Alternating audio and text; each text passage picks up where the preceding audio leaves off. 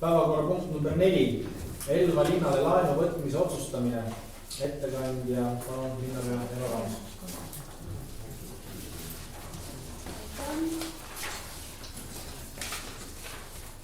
Elva linnale laenu summa oleks vajalik siis kuni 331 000 eurot.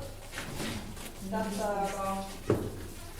detsember 2024 aasta ja laenu on vajalik võtta siis Elva raudteejaama ümbruse renoveerimiseks, Tartu maantee ja Vellavere tee ringristmiku koos Tartu maantee Pika tänava ringristmikuga ehitamiseks, linnasauna ehitamiseks ja põhivara soetamiseks, sihtfinantseeringu andmiseks sihtasutusele Elva perekodu ja mittetulundusühingule jalgpalliklubi FC Elva.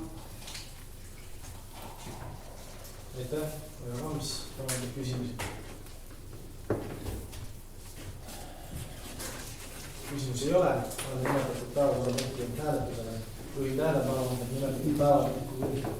nimetatud päevakorrapunkt vajab samuti volikogu koosseisu enamuse poolt hääli, ehk siis 9 poolt hääli. Kes on selle poolt, et Elva linnale võetaks laenu vastavalt eelnõule, palun anda käega märku, kes on selle poolt.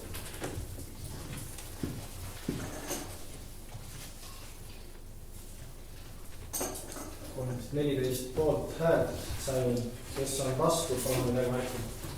Erapooletuid, 2 erapooletuid. Seega on otsus vastu võetud.